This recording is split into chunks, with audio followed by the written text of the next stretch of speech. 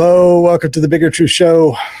I'm Scott McMahon, and I am starting a new series today.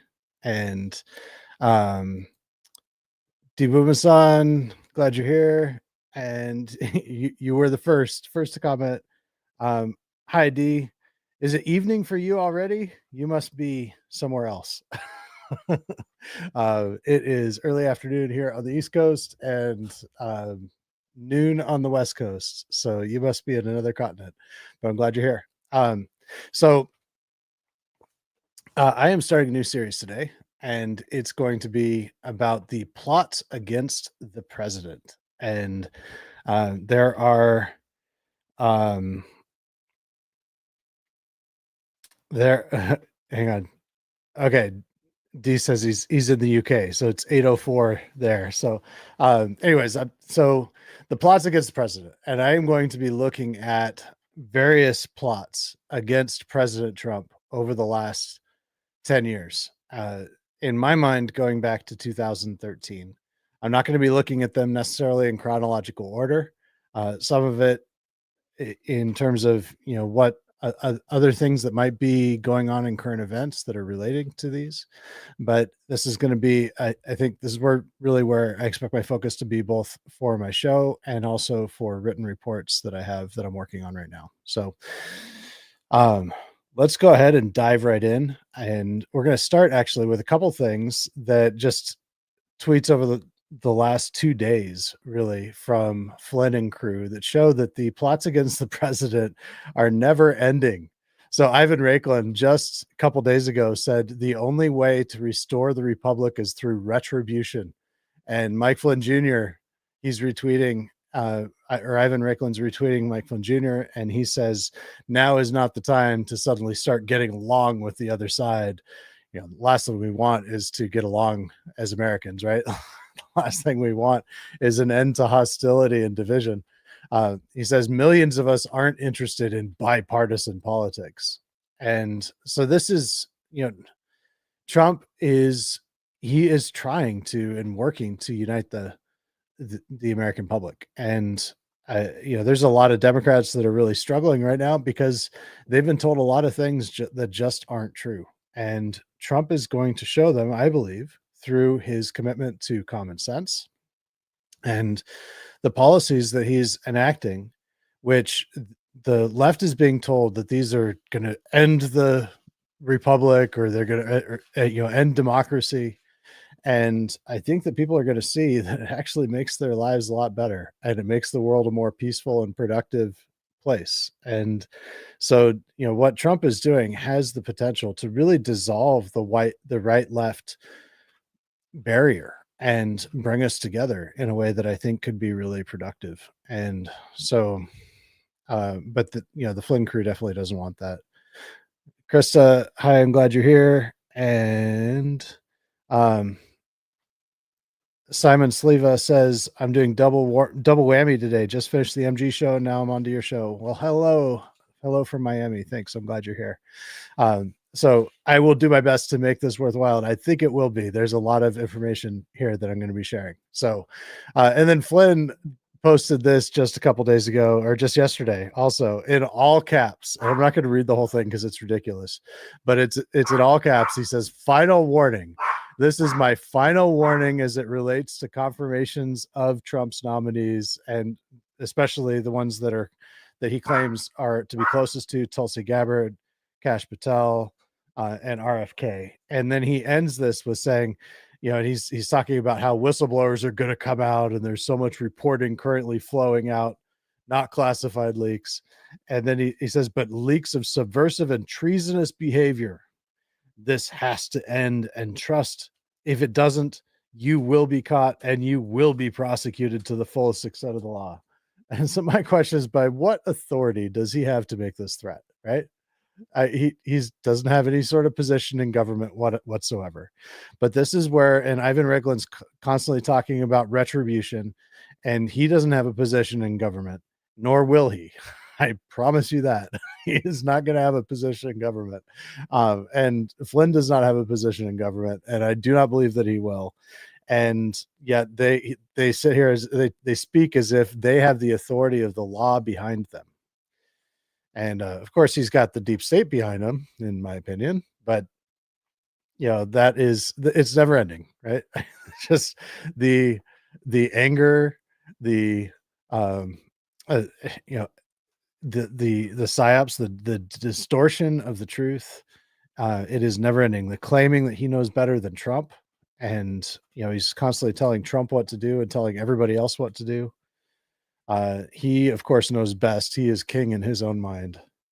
Debo Masan says Flynn and Raikkonen continue to want to make conservatives look like bloodthirsty psychopaths. Absolutely. And that's kind of, in a lot of ways, that's what I've been talking about since really all of 2024 is how the Flynn network, you can tell by their language, the way that they behave uh, is really intended to deceive. So, um,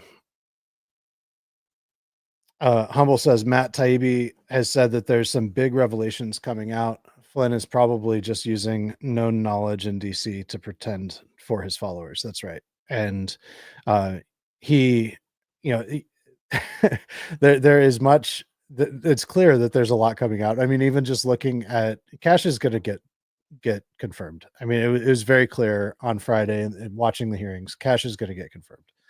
And it's going to be right along party lines, and maybe JD Vance will have to come in and cast the tie-breaking vote, but I would be absolutely shocked if he's not confirmed. So, and Cash has promised that once he is confirmed, that he's going to start declassifying stuff on a massive scale. So, certainly, there's going to be much happening. But I mean, he's right here. He's threatening senators.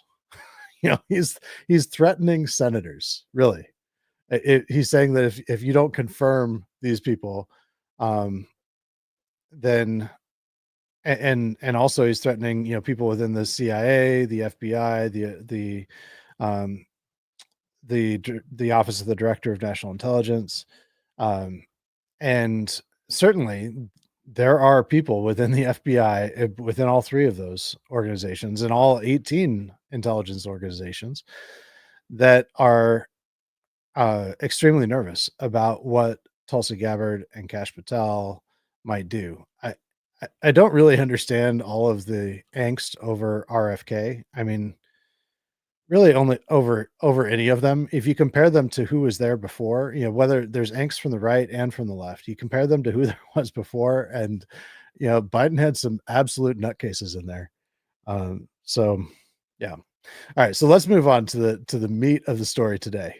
And this is a cluster, right?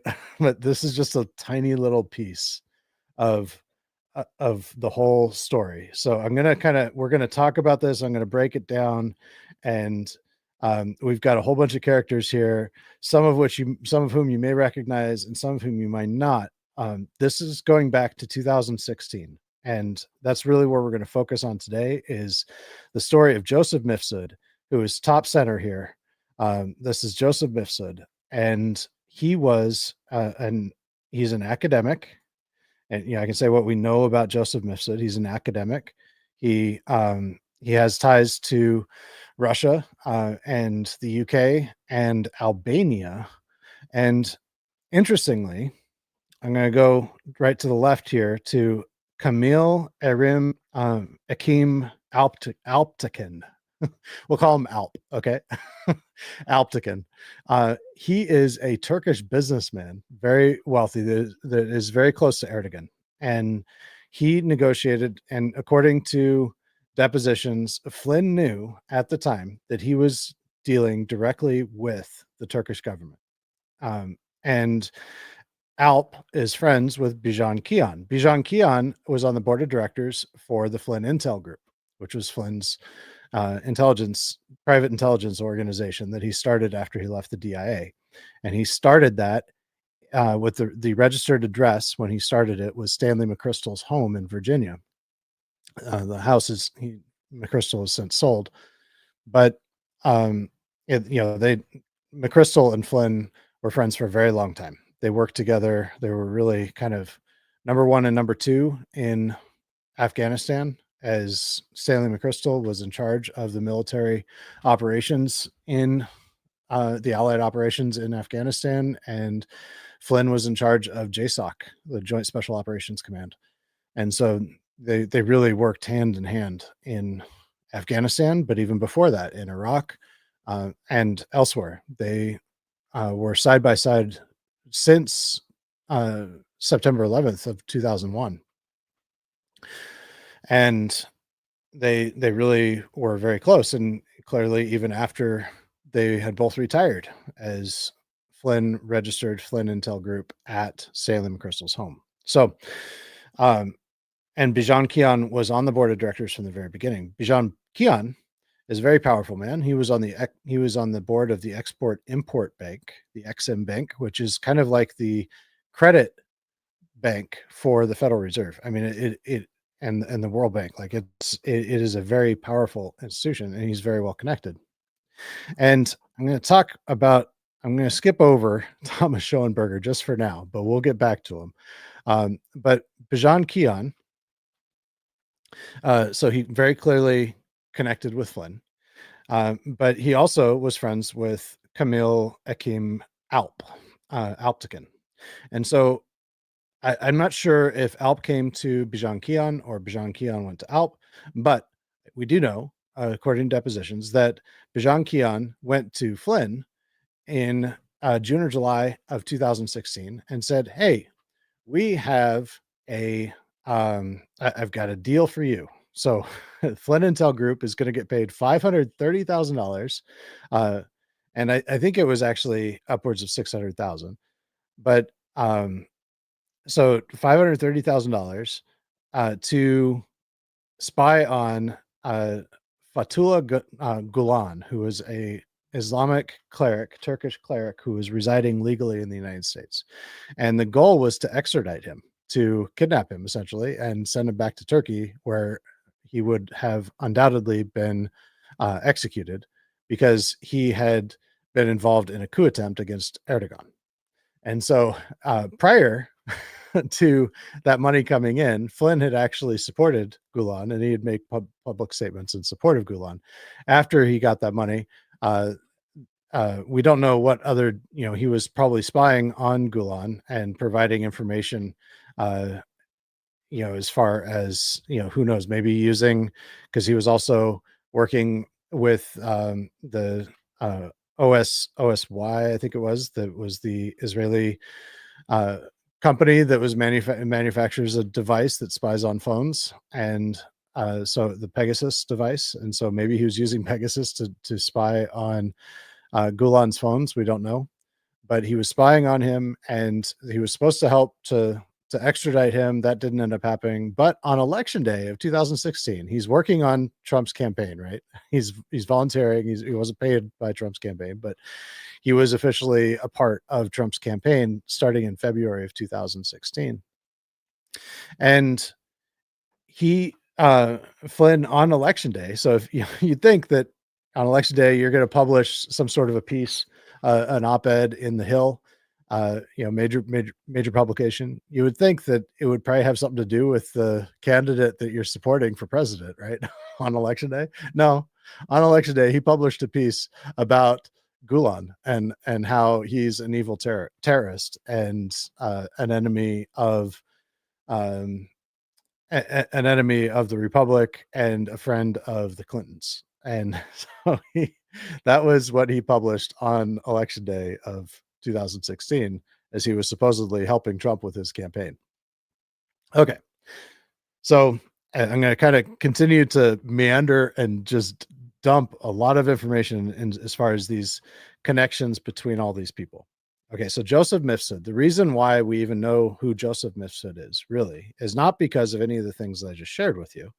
Those are all kind of background. It's really because of a series of meetings that he had with George Papadopoulos. It was really because of Joseph Mifsud. Joseph Mifsud is said to have been the kind of the start of the whole Russiagate thing. And I'm going to talk about this meeting with George Papadopoulos, or these meetings. I'm going to actually let Thomas Massey and Matt Gaetz and Jim Jordan talk about them. So I'm going to share this. This is about a 10-minute video that Thomas Massey published back in June of 23, just a week or two after, about a week after a hearing with Durham over the Durham report. Now, John Durham was he was hired as a special prosecutor. He was charged by Congress to investigate what actually happened in the whole Russiagate thing. And he was supposedly working with Bill Barr. That we were told throughout the really throughout Trump's presidency, we were told that Durham was going to drop the bombs. He was going to drop the hammer, right? And he was going to tell us the truth about what actually happened. And all the bad guys were going to come to justice. And of course, none of that really happened. Bill Barr, of course, was captured. I believe he was very much influenced by the Kochs and the military industrial complex. But and there's much more to say about all of that. But let's get into this video from Congress. Mr. Durham, this seems to all started with one person, but I don't see his name in your report. I see it in Mueller's report 89 times. Who did Mr. Papadopoulos meet with that gave him this supposed Russian information? When Mr. Papadopoulos was interviewed by the FBI, he had identified Joseph Mifsud as a person who had provided him that information. Did you interview Joseph Mifsud? We attempted to interview him. We pursued every lead that we had. We talked to a lawyer that he had in Europe, but we never were able to actually make contact with him so we could interview him. Do you think he's a Western source? Is he associated with Western intelligence? It's hard to say who Mr. Mifsud is associated with. Okay, so that is a huge question right there. And if, in fact, that is, I think, one of the great big questions that Kash Patel, if we will know whether or not Kash Patel is, to me, this is one of the litmus test things, is what does Kash Patel release on Mifsud? If he releases everything on Mifsud, then I think that would be a very encouraging sign. I've been concerned about Kash because he spent so much time in the Reawaken tour. He seems to be close buds, or he has very much with Flynn, with Ivan Raiklin, with the whole action figure crew. And so I've been concerned about him. And of course, there are some who say, well, he's a double agent. He's really for Trump. He's been spying on them the whole long. I don't know, but we will know. We will get an indication. I think our first indication, because he's already said he's going to declassify a whole bunch of stuff around Russiagate. And so if he declassifies all the docs around Mifsud, and why that is going to become more clear even as we go through this video. But a big part of that is if he was tied with Western intelligence. Was Mifsud tied to Western intelligence? Now, notice they say Western intelligence because they're not just U.S. intelligence, right? Because a big part of the whole Russiagate thing, and the reason why it's such a big scandal, is that U.S. intelligence was working with what's called Five Eyes, which is the intelligence agencies of the five closest allies. So I think it's UK, Australia, Germany. I'm not sure what all of them are. You're welcome to correct me, but Five Eyes is the kind of the slang for the five friendly intelligence agencies around the world. Real quick before I forget and lose your question, Simon, is it still possible for Trump to do recess appointments in case RFK or Tulsi don't get the votes? Absolutely. And I think that's kind of hanging over the Senate's heads. And that's part of the reason why I think that they're all going to just get confirmed. They're just going to try to create as much drama around it as possible, but they don't want Trump to do recess appointments. He's already talked about how he could. The downside to Trump and doing the recess appointments is it's more of a temporary appointment. It's not for the whole term. But once they're already there in that position, it makes it harder for the Senate to not confirm them. What are you going to do? Create more discontinuity. So certainly that is possible. It won't happen until the Easter recess, which I think is March, April. So we've still got a lot of water to flow under the bridge before that happens. And I don't think we're going to get anywhere close to that. That's just my guess. I could be wrong, but I think that they're going to get confirmed. So, so that's a good question. Thanks for asking. All right, let's go on. He was tied up with Link University. Mr. Scotti, who had involvement in the Italian government, and they were appointed. Hard to say who missed it. I'm going to yield the remainder of my time to Mr. Gates.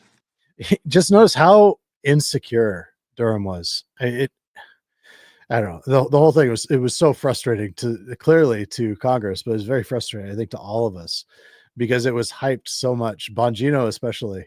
But so many were saying that and Steve Bannon was saying all the time. So many people were saying that this was just all the bad guys were gonna come to justice, and Durham's gonna drop the hammer and whatever. Hard to say who Mifsud is. He's the guy who started the whole thing. We've known it for years. Go ahead and play the video. Okay, so this is Matt Gaetz, and again, this is kind of like an unedited from this hearing. So they're playing a video. When the special counsel's office interviewed Mifsud. Okay, so now we're going back in time right now. So again, the whole video this is from the hearing in June of 2023 with Durham. So now they're playing a video from a hearing a few years earlier with Mueller. Robert Mueller when he released his report during Trump's presidency. And this is Jim Jordan questioning him about it. Did he lie to you guys too? Can't get into that. Did you interview Mifsud? Can't get into that. Is Mifsud Western intelligence or Russian intelligence? Can't get into that. Well, I'm reading from your report.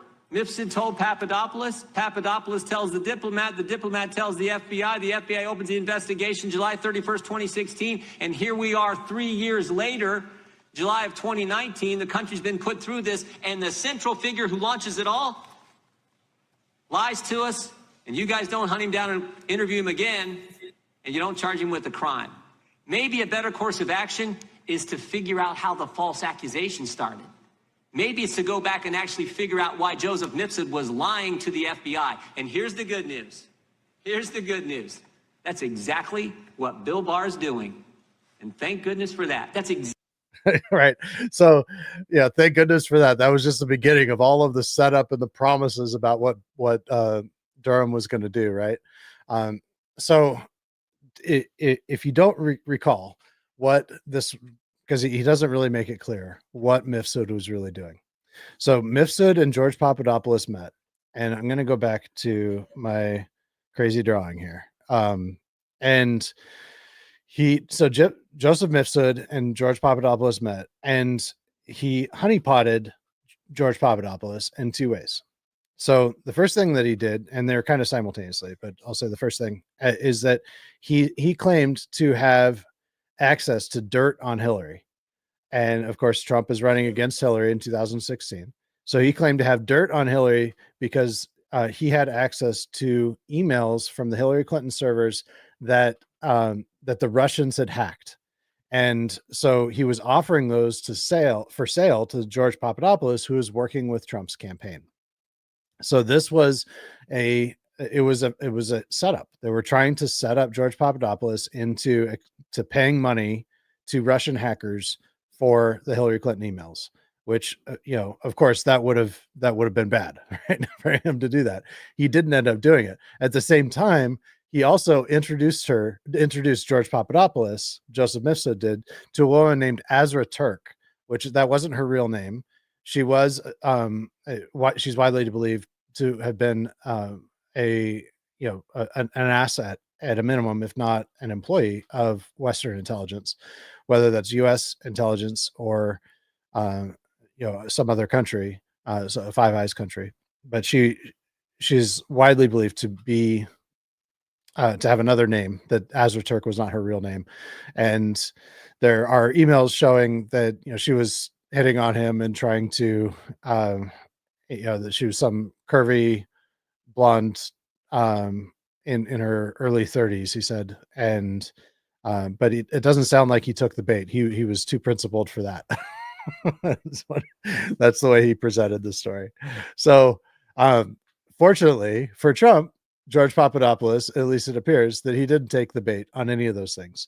The FBI claimed that he lied to them, and I'm not sure whether or not he did. I don't think that there's enough declassified information. And again, this is something that you can correct me on if you know better than I do. But I have not seen compelling evidence one way or another that he actually did. But he did spend, I think, 12 days in prison for lying to the FBI. So So that is, and that's the whole cause of all of this. So let's go back to this video because there's more. What the Attorney General and John Durham are doing.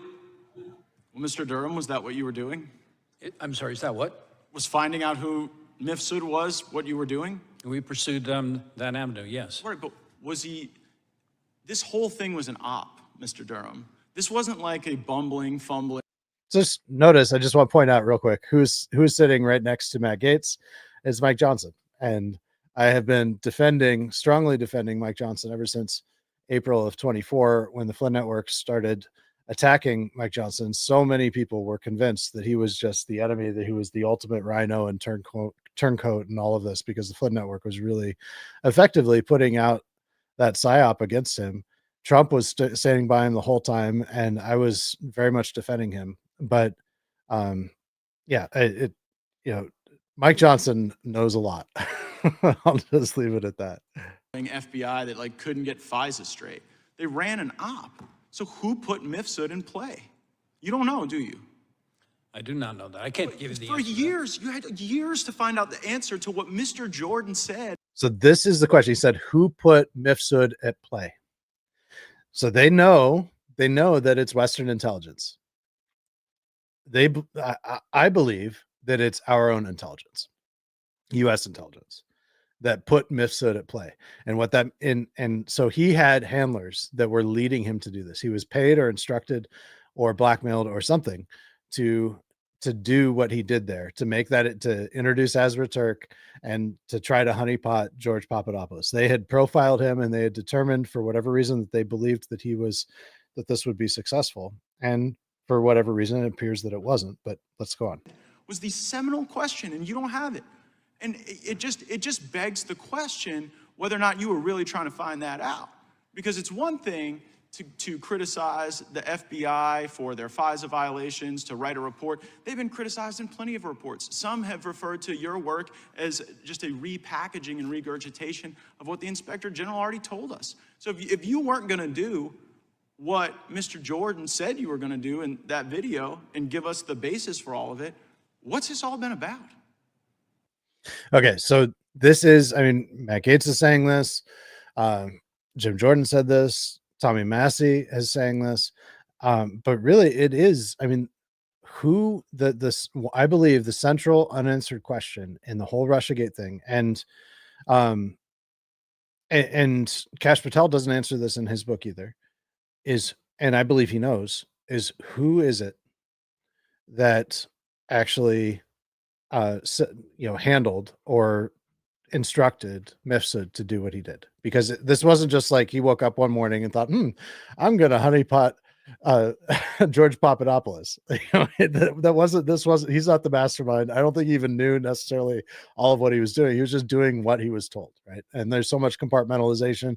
He didn't see the whole picture. He didn't know that this was going to be used against Trump, or I don't think he knew the whole story. He probably had some inkling of it, but we don't even know, because apparently neither Mueller nor John Durham really tried that hard to even talk to him. Well, I'm not exactly sure the import of your question. If your question is, did we try to locate and interview Mr. Mifsud, the answer is yes. Why didn't you subpoena? Why didn't you subpoena him to a grand jury? I'm sorry, why not? Why didn't you send him a grand jury subpoena? Mr. Mifsud? You'd have to find Mr. Mifsud before you could serve a grand jury subpoena on him. You guys were out in Italy. Was it you and Bill Barr looking for authentic pasta over there, or Mifsud? No, we not. We were looking for information that might help us locate Mifsud. But you know who I think could probably locate him? The features of Western intelligence and possibly our own government that put him in play. Like, your report seems to be less.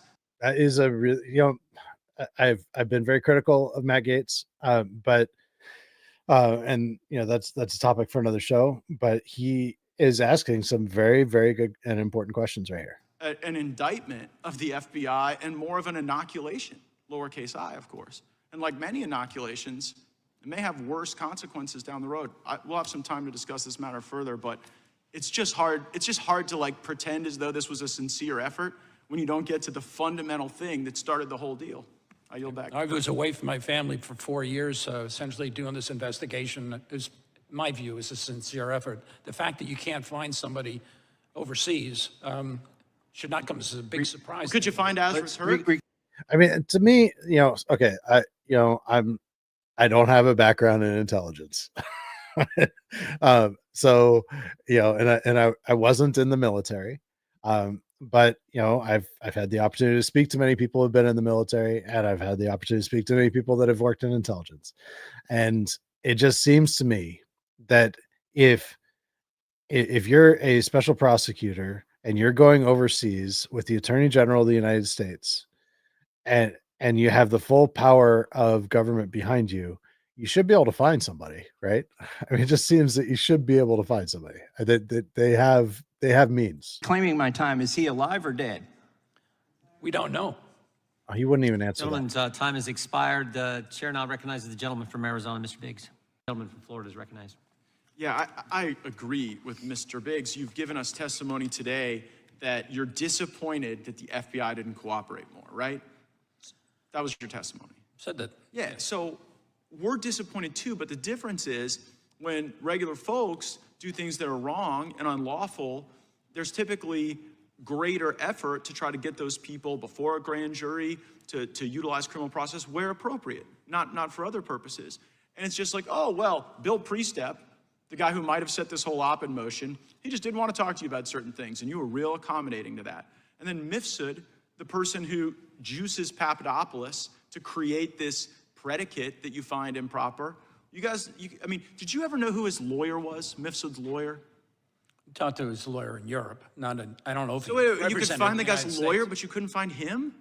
We contacted somebody that we knew had represented him, and a part of the effort to try to locate him. And you got the lawyer. And then now you're sitting here in front of the judiciary saying you could find the guy's lawyer, but you couldn't effectuate the service of a subpoena because you couldn't find him? Well, Do you know first how of all, silly that sounds? as you may or may not know, we wouldn't have the authority to serve a subpoena overseas. The lawyer didn't know where Mifsud was. He was in communication with him, but he claimed not to know where he was. And we were trying to arrange an opportunity to talk to Mifsud. Did you take Okay, so when we know that they spy on American citizens, right? Even here, that they have the power to. We saw it with J6. They tracked where exactly people were. They used their cell phone data to find out where they were on J6, and they prosecuted them based on that. They're here in Michigan. There's a big stop the unlock Michigan. I think it was what it was. Rally, and there was a big rally during COVID, and some people brought guns and stuff to it, which they were open carrying, which is legal in Michigan. But they actually, I remember that Gretchen Whitmer published a map that showed where everybody, there were red lines showing everybody driving home, so showing where everybody was that was there, where they were from. They have the ability to track people and to track their communication. If they could talk to Mifsud's lawyer, they could find Mifsud, but of course he didn't. possession of 2 BlackBerry phones from Mifsud in any way?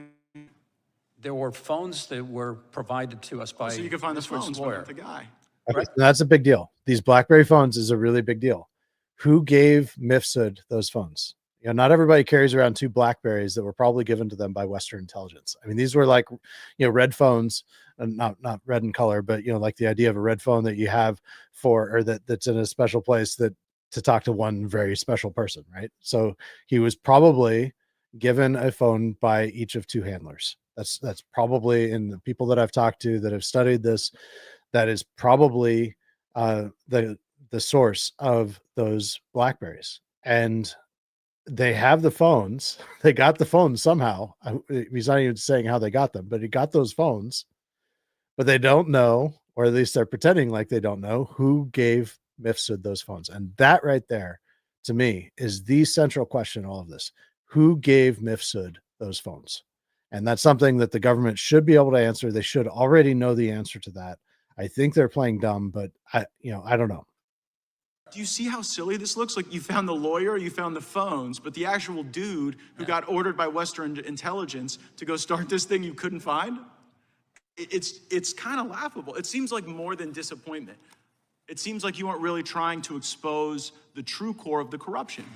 that you were trying to go at it another way. Yeah.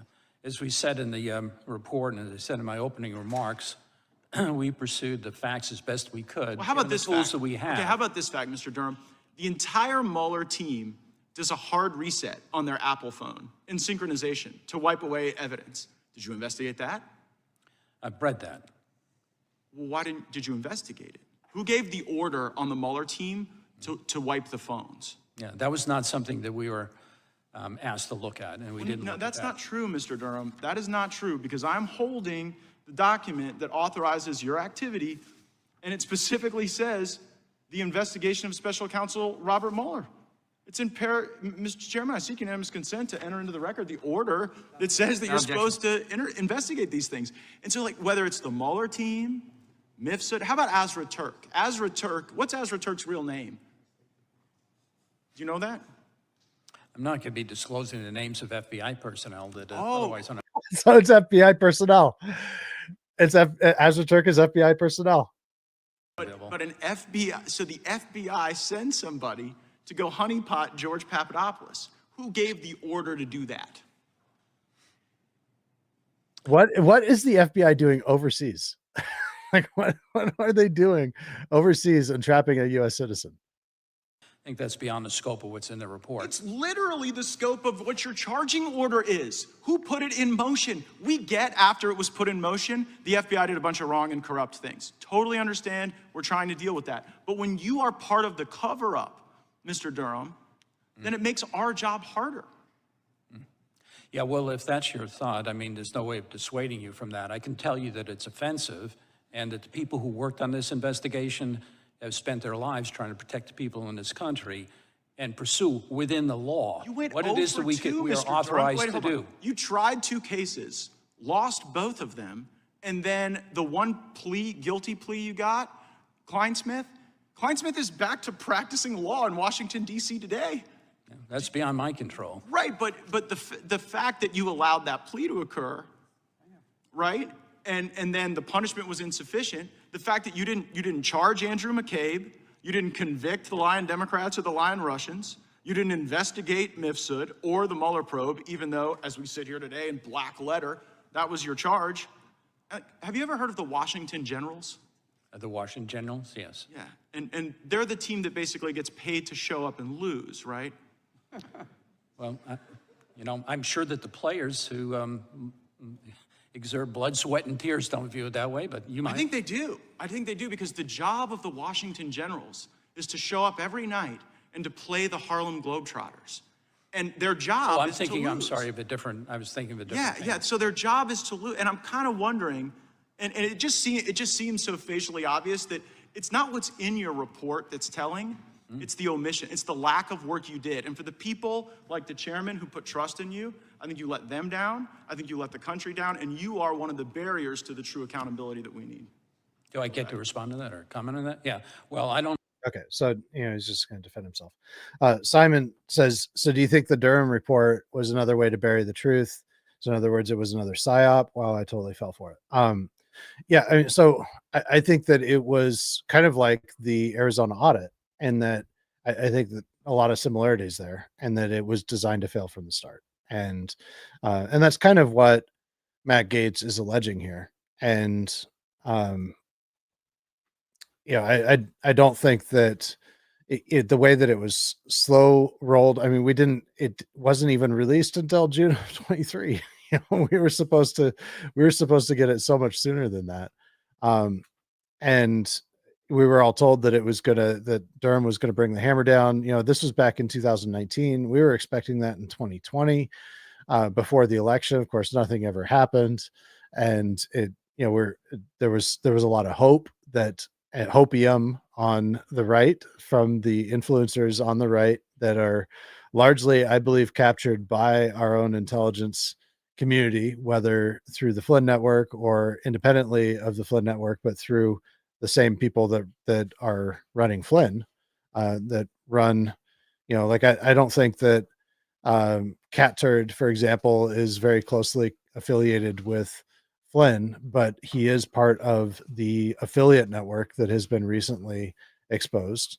And where they are paid to promote narratives, and we don't know whether what they say they're paid to promote it or this is something that they actually think is important. And that's the case with every single large account, especially on X, and any social media outlet. We don't know, what if they're saying is true or if they're just paid to say it. So, but they were all telling us going into the 2020 election that the Durham report's going to come, and all the bad guys they're all going to face justice, and it's going to rocket Trump to victory, and none of that happened. It was just one huge letdown, and uh, you know the conviction, he didn't get a single conviction out of it. There was the one guilty plea on Kevin Kleinsmith. And like Matt Gaetz said, he's back to practicing law. There were no convictions whatsoever. And so this is where, and they were right. I think Matt Gaetz and Thomas Massey and Jim Jordan were right to say that at the center of all of this is who gave Mifsud those phones. Now, here is why, going back to my drawing, this is part of the reason why I think that this is all so important. And I'm going to tie it together here in a way that to me is pretty startling.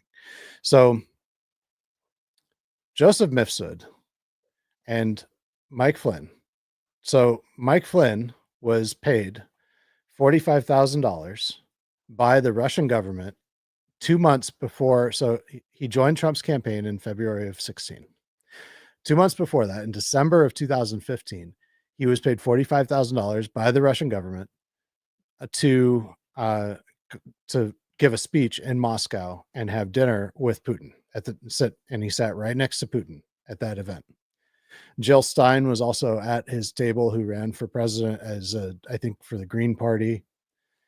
But in 2019, there was a legal filing that Sidney Powell filed in defense of when she was representing Flynn, where she acknowledged that, and she stated that Joseph Mifsud was at that gala, that RT Russia Today gala in December of 2015. So let's think through the implications of that for a minute, because that's a really big deal. For Sidney Powell to know that meant that Flynn knew that. Did Flynn know that at the time? Did he know Joseph Mifsud at the time?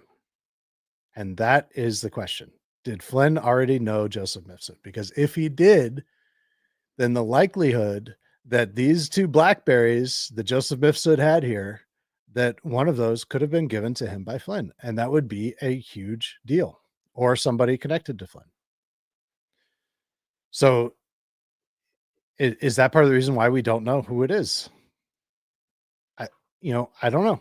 And that is what I'm hoping. That's why I'm doing this whole show on this, really, is I think it is so important that we know that Cash and Pam Bondi release and declassify all documents relating to Joseph Mifsud so that we can know who gave Joseph Mifsud those phones. They have the phones.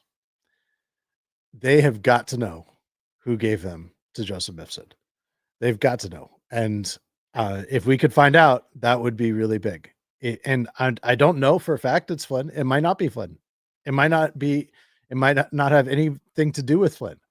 But it's quite odd that at the same time that this meeting was taking place, Alp was paying Flynn, who undoubtedly knows Joseph Mifsud also, through Albania, because he was a Turkish consul to Albania, and Joseph Mifsud trained Albanian diplomats. You can ask Grok about it. That's how I found that. And so there was clearly a connection there, and there's also a connection to Russia, because they both have extensive ties with Russia, and Russian intelligence. And that's also a connection with Flynn, because going back to 2013, when Flynn was Obama's DIA director, he went to do a visit with the GRU. It was a mystery trip to the GRU, which is the Russian intelligence agency. It's the Russian CIA, basically. And our own CIA, the director of Russia relations for our own CIA, publicly protested and warned Flynn not to go, and said it would be a huge mistake. There's nothing to be gained and much to be, there's much risk, no reward for him going and doing that. And we don't know what he talked about, who he brought with him, what he brought with him, what he disclosed to them, what the purpose of the meeting is. We don't know anything about that meeting. But in my mind, all of these plots against the president in some way kind of have their roots in that trip to Moscow from Flynn. So Flynn's got these ties to Russia. Alp's got these ties to Russia. Bijan Kian has ties to Russia. Joseph Mifsud has ties to Russia. And they're all trying to deposit those ties onto Trump. That's what the whole Russiagate thing ultimately was all about. And Flynn introduced Jared Kushner and Don Jr. after Trump was elected, before he was president, to some Russian businessmen. From the reports that I've seen, he downplayed the importance of those meetings to them, discouraged them from bringing legal counsel to those meetings. And of course, at those meetings, the Russian businessmen tried to lure Don Jr. and Jared Kushner into engaging in agreeing to some sort of quid pro quo. I'll give you this for that, for political favors. And fortunately, they said no. That was one of the things that was one of the big accusations against Trump and against his family. And Patrick Byrne has admitted that he tried to set up Don Jr. with Maria Butina, the Russian spy that he was sleeping with, at the command of, he said, Strzok and Comey. So he's admitted that he was following Strzok and Comey's orders, and in having an affair with Maria Butina. And then during that time, he admitted that during Trump's campaign, he tried to set up Don Jr. with Maria Butina, and they actually had they had a meeting set up, but it didn't end up. Don Jr. didn't show, fortunately. He stood her up. Oh, it's all so messy and nuts, isn't it? D-Boma says, so you're still holding out for Durham. How about Barr and Ray? Yeah, I mean, I don't think anybody's holding out for Durham now. But yeah, I think that what the hope is that Kash Patel and Pam Bondi do some real declassifying, and Kash Patel he did a deep dive into all of this. And there's much that he knows, and he's admitted as much, that didn't make it into his book.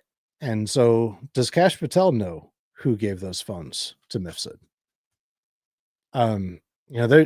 He may already know, and it needs to be declassified so that he can get it out. And he has said about his book that he, which I've got right here, and he has said about this book that it was, it took many, many months to get through the intelligence community, that they went through this process of trying to stonewall it, and because it has to be approved because he was employed by them, and he was working for Devin Nunes in the House Intelligence Committee at the time as he was doing this investigation. So, and one of the things that I think was going on here, and this is, and I could be wrong, and I hope I'm wrong.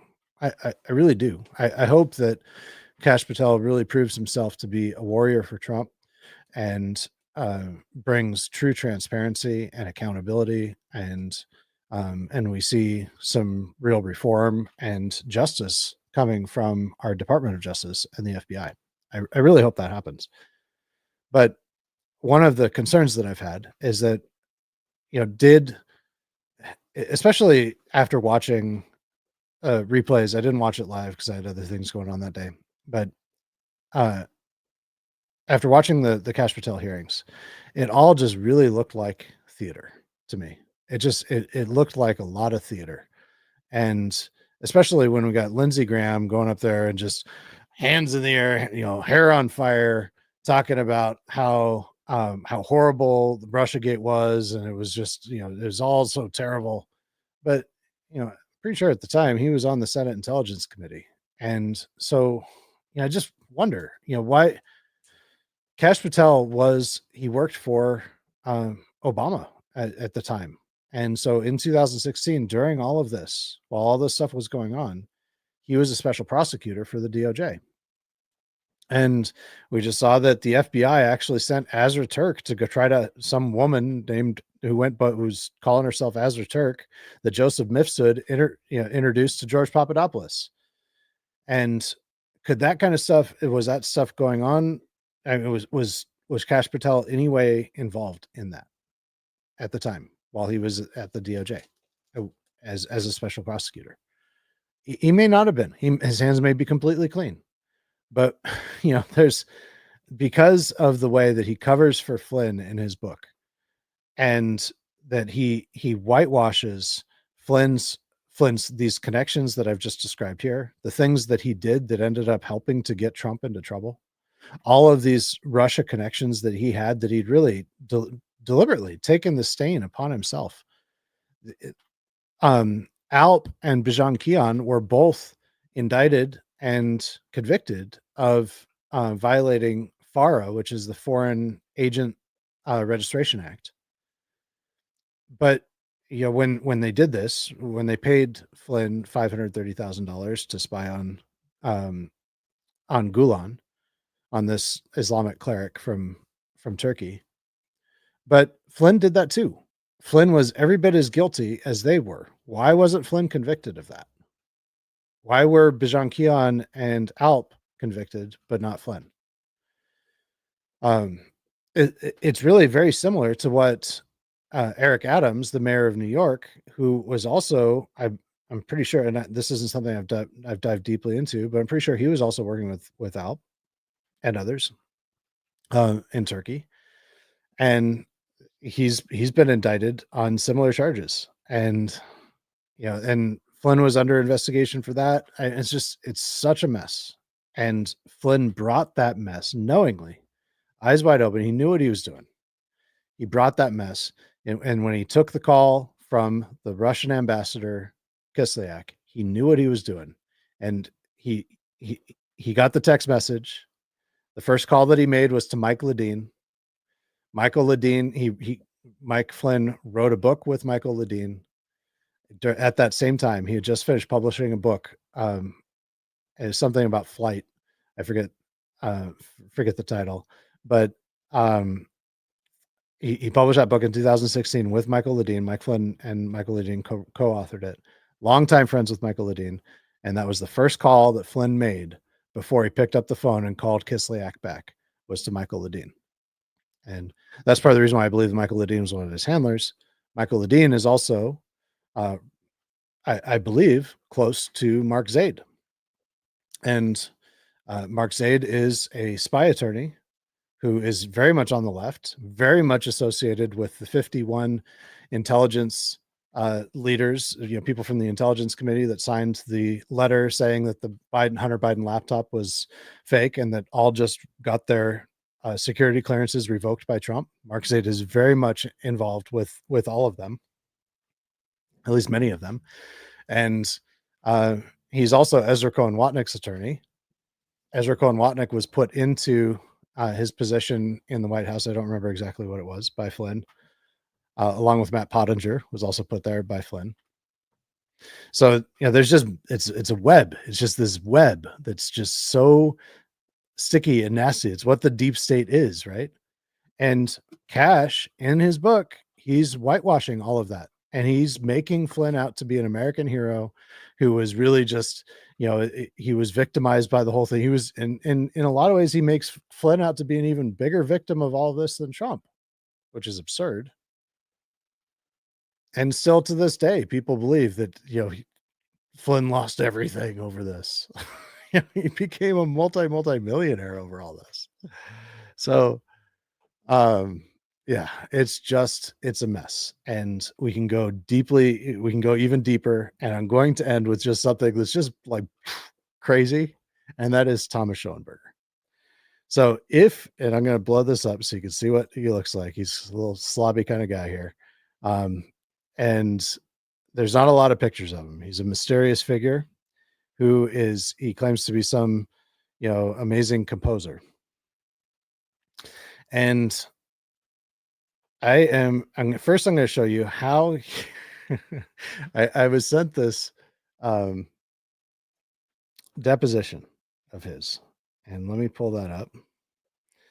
Okay, so this is deposition, California. He was being sued by someone named Isabel Gauthier, and I'm just going to. There's a lot of crazy in this whole thing, but I'm going to skip ahead to just jump right into how this connects to the whole thing. So, in this deposition, the attorney, he's just trying to see, how does Thomas Schoenberger make money? You know, his client's trying to sue, trying to sue Schoenberger. So he's just trying to understand, how much money he's got, and how whether or not they can actually gain anything from this, and trying to find his culpability and whatever, and I don't know the details of the case, but the conversation's just it's pretty wild. I mean, it goes into some really strange places. But he talks about Michael Levine, who is a big figure in Hollywood. And then he talked about how he was in Afghanistan, just like, so he's this composer, right? That he's made music for that he believes that he actually describes as like some sort of like mind control music. Like it's just weird. Um, he's a very shady figure. Okay, so mouse problems. Okay, so he's okay.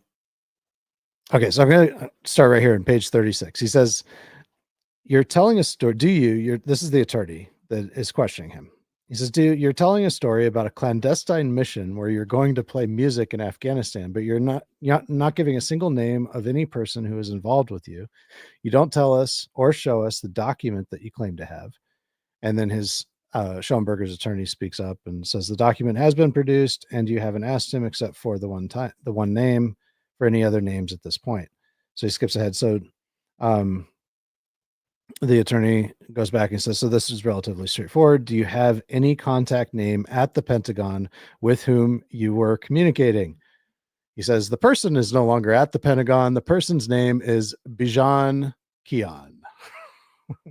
So in 2011, he was working with Bijan Kian at the Pentagon.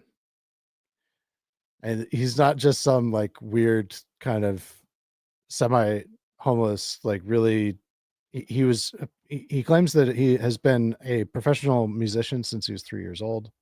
Three, yeah.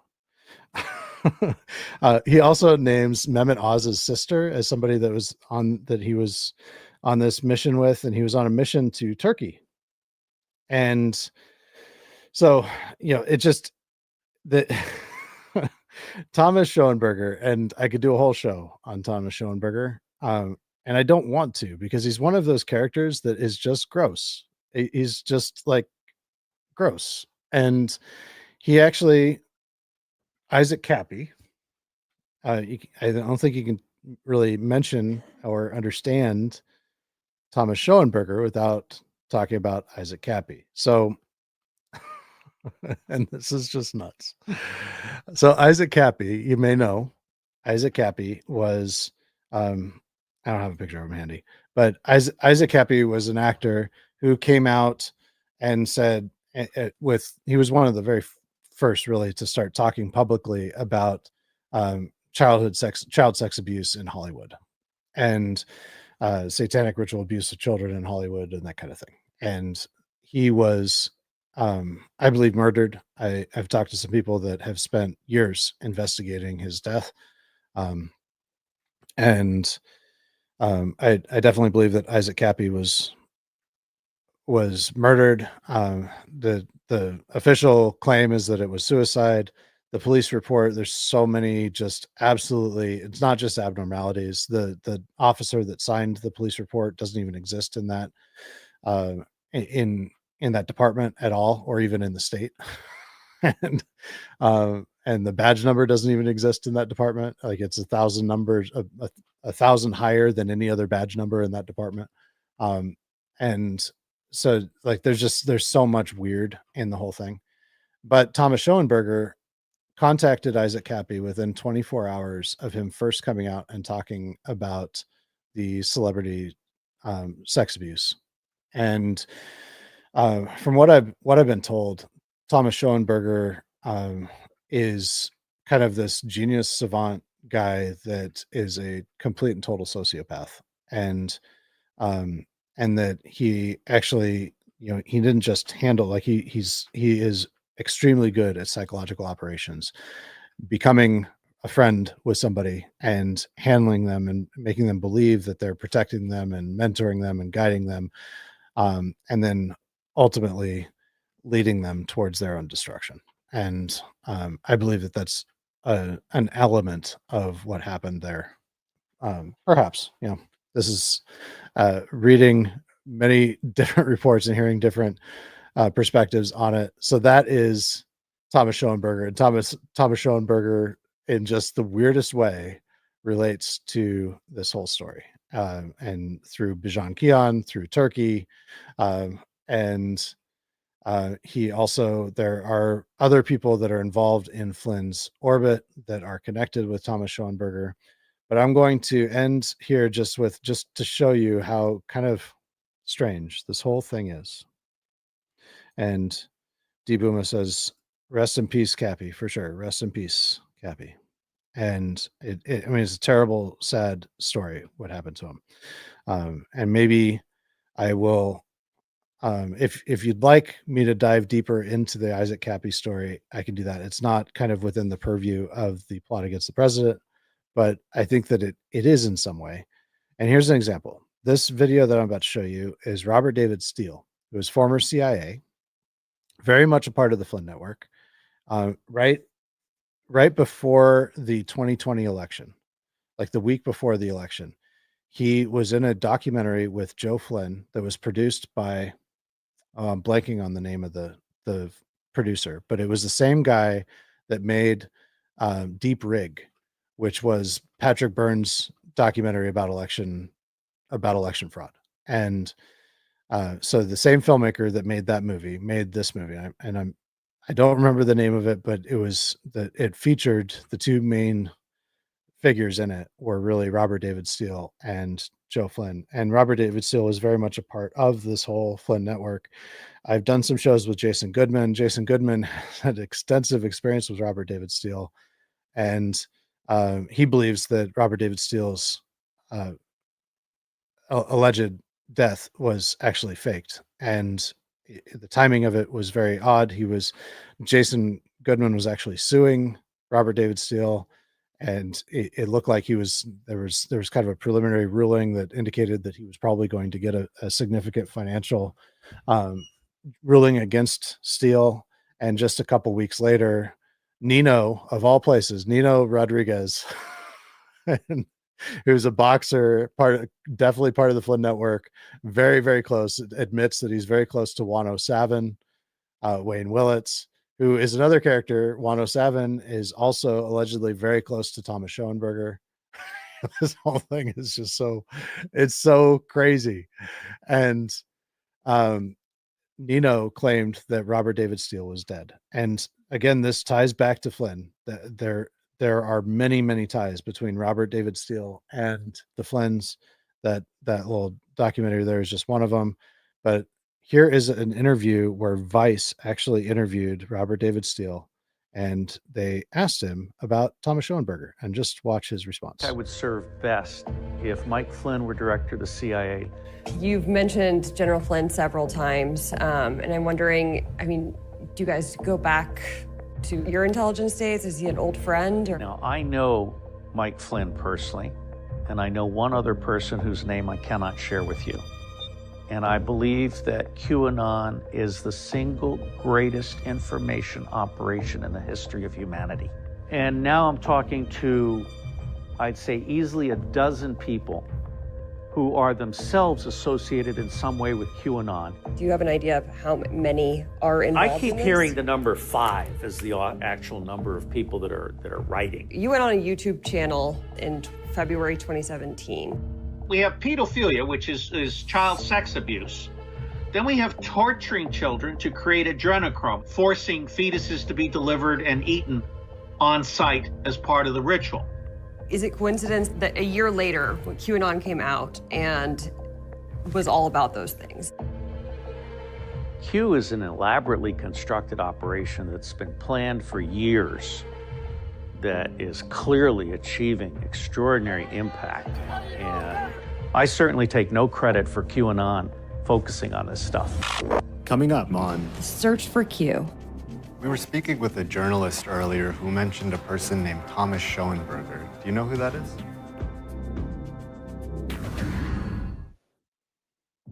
We're in DC speaking with Robert David Steele, a former CIA operative who champions many of the baseless conspiracy theories that Q is based on. So, for the record then, have you at any point had any involvement in QAnon? No. In any way? No, I am not one of the QAnon people. I don't know. It's just, I feel like so many things you really were in front of. Q. I don't. Is that what you were worried about? I'm not worried about anything. So, how would you go about finding the real Q? I don't think it's worth doing. I think what you should be focusing on is not Q. You should be focusing on the Great Awakening. And what's the distinction there? The Great Awakening is at the heart and soul of the public. What is the Great Awakening? I think the Great Awakening is people are starting to realize that if they don't pay attention and govern themselves, they will become slaves.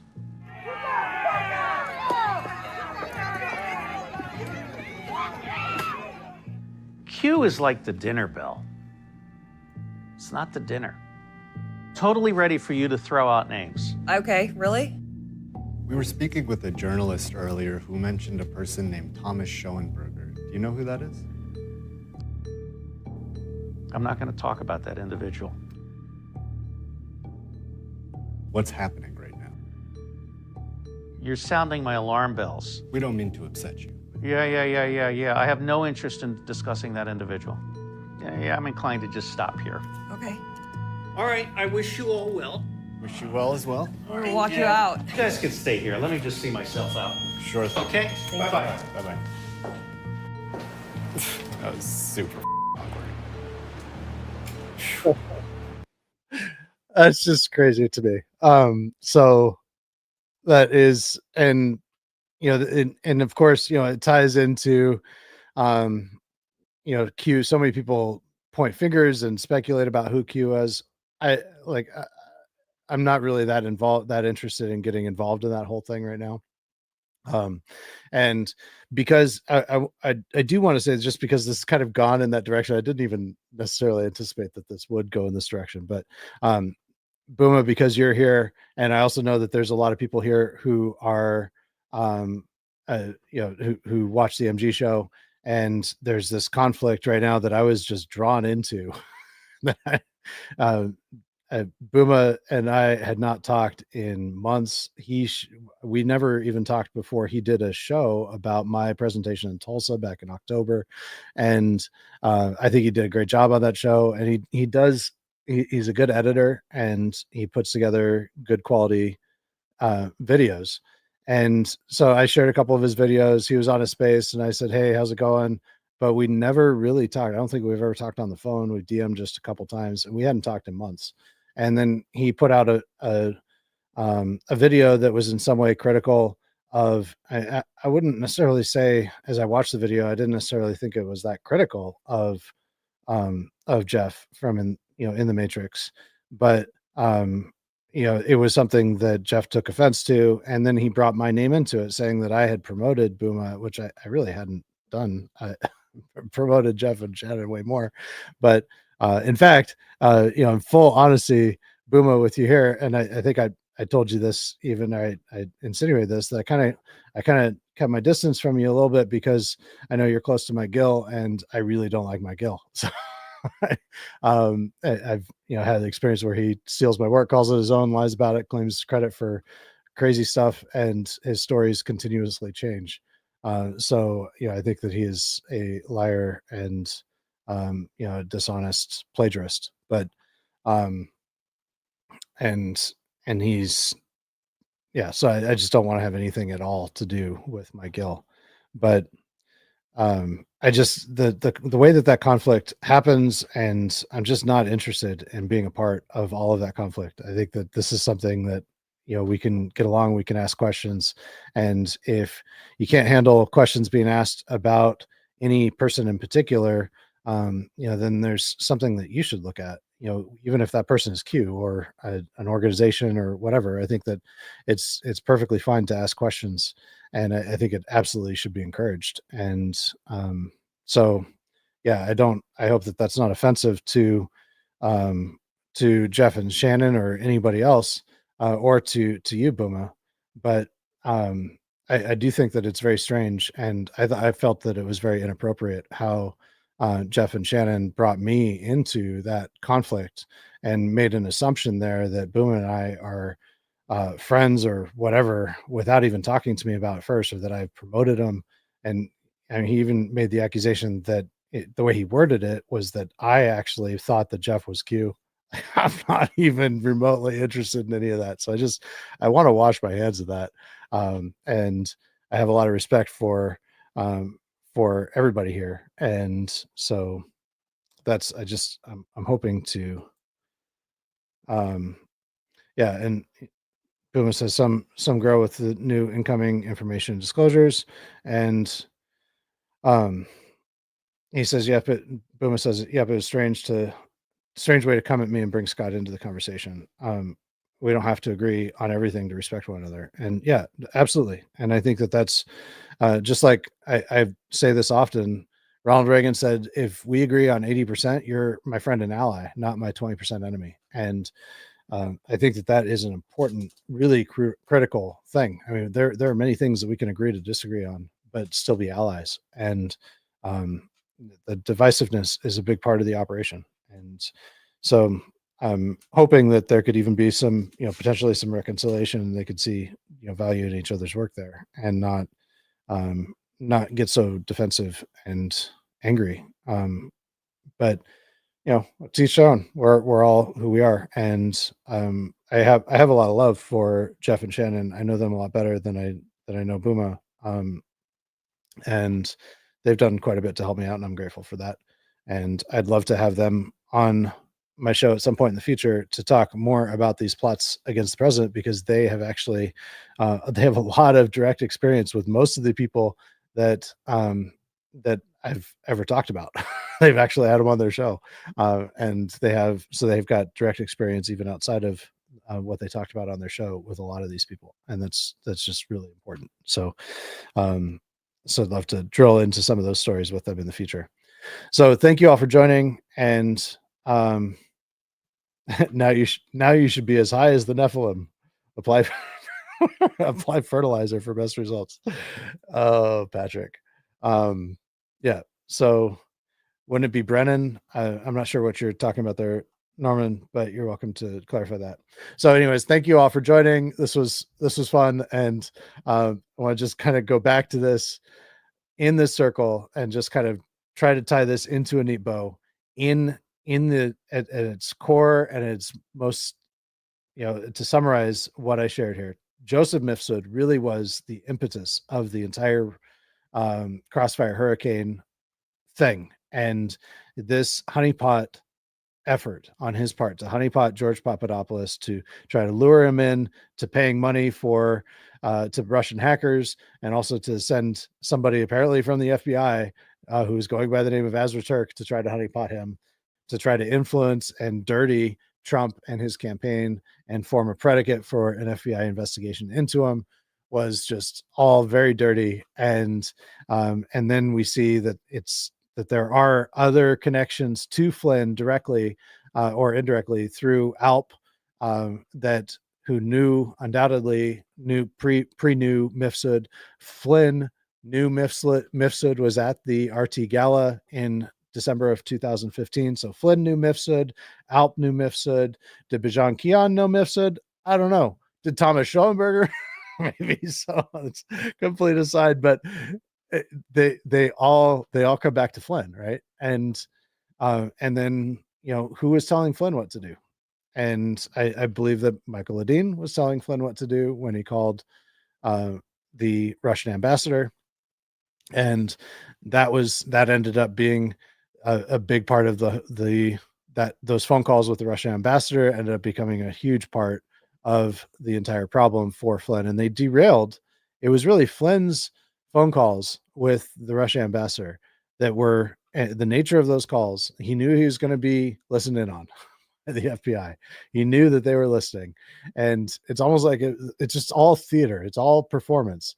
But he was contradicting the sitting president, then Obama, his sanctions that he had put onto Russia, and he was trying to engage in diplomacy and to contradict what Obama was doing, what the sitting president was doing, and it was all in an effort, in my view, to dirty and to harm Trump, to derail his nascent presidency before it even started, and to try to prevent him from being elected in the first place. And the amazing thing is that, to some extent, one of the things that Robert David Steele said there that is true is that there is something of an awakening where people are waking up to the fact that we've been lied to.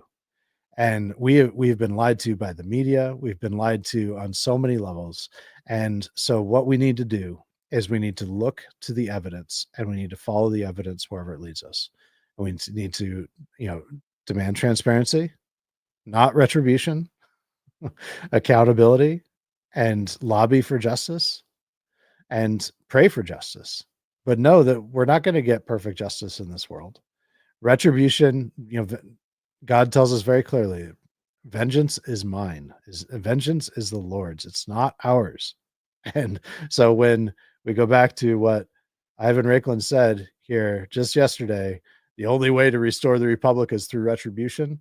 That is evil. That is Antichrist speak right there. And that is not who we are or not who we want to be. This is an operation that they are running that is very clearly a plot against the president and a plot against all of us.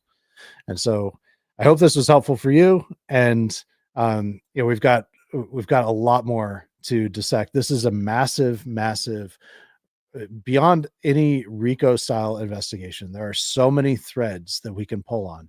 And so today we just pulled on one thread, which was Joseph Mifsud, and we see how there's so much to it. And I didn't even touch on, somehow we got into Isaac Cappy, we got into satanic ritual abuse of children. We heard about from Robert David Steele about adrenochrome. And Robert David Steele, by the way, the year that he was supposedly died, his nonprofit 501c3 made almost $3 million. So, it's all just quite difficult to buy, isn't it? And he avoided, by his death, he avoided having to pay out to Jason Goodman. It is all quite fascinating. There's so many threads, so much that we can pull on, and that's what I'm going to be focused on in the weeks to come. We've got a lot more to cover. We're going to be covering everything from what's going on right now, going back, and especially into the days after the 2020 election, because that is a really critical thing. And we're also going to be talking about, what would have happened had the bullet gone a quarter inch to the right on July 13th. And there's a lot there. There's a lot there. And what Flynn in particular and people close to him, working for him and with him, had done to prepare for that outcome in advance. Not saying that he knew about it, not saying that he was culpable of it. I don't know those things, but I do know that they were working in advance to prepare for a convention at which Trump would not have been present. So much more to come. Thank you all very much. And until next time, Wednesday, I'm going to be doing a members only podcast, and I'll be pulling another one of these threads then. We will see you then.